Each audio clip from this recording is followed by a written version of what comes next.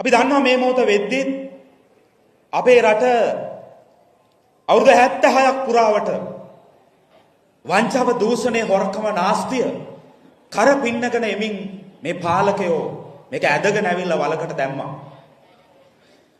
අන්නේ රට ගොඩනගෙන කාර්යභාරය අපි හැමෝටම දැන් ඇවිල්ලා තියෙනවා. ඒ වෙනුවෙන් තමයි සැප්තැම්බර් 21 නොවැම්බර් 14 ඒ ඓතිහාසික ජයග්‍රහණ දෙක මේ රටේ මිනිස්සු වෙච්ච ඔබ අරන් දුන්නේ මේ රටට. ඒක ඓතිහාසිකයි.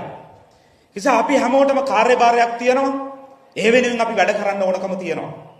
මේ පාලකයෝ අපේ රට ජාත්‍යන්තරයේ බංකොලොත් රටක් හැටියට ස්ථානගත කරද්දී මේ ජාතියේ මලගම ලියද්දී 2022 අප්‍රේල් මාසේ 12 වෙනිදා අන්න මේ රටේ ඛේද වාචකයක් සිද්ධ වෙච්ච දවස.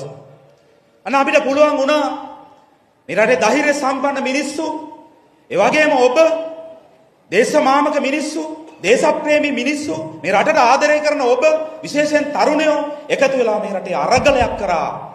මේ රට මෙතනින් ගොඩ ගන්න ඕන.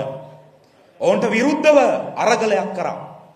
ඒ නිසා අරගලයක් ආවත් තිබුණා සටන් පාඩ දෙකක්. ඒ තමයි හොරා කාපු ධනය ගන්න ඕන, හොරුන්ට දඩුවම් දෙන්න ඕන.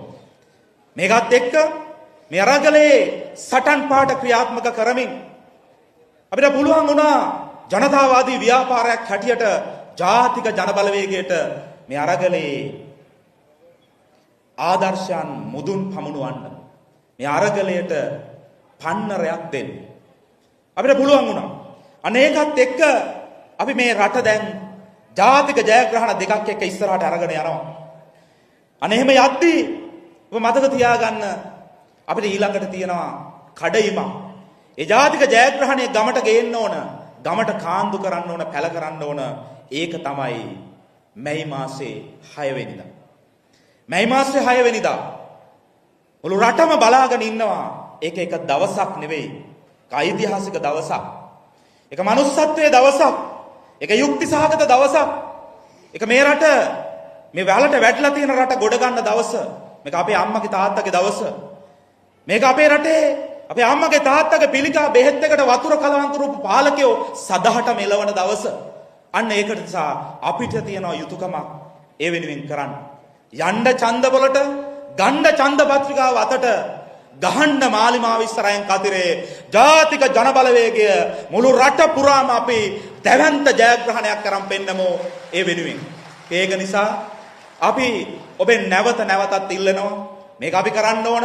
මේක යුතුයකම, මේක ජාතිය ඉල්ලා හිටින කාර්යභාරයක්. ඒ වෙනුවෙන් හැමෝම පෙළ ගැහෙමු. එමනම් මේ වෙනස්ස කරන්න අවශ්‍ය ශක්තිය, ධෛර්යය, වාසනාව ඔබ සියලු දෙනාට ලැබෙන්න කියලා ප්‍රාර්ථනා කරමින් නිහඬ වෙනවා. බෙහෙම ස්තුතියි.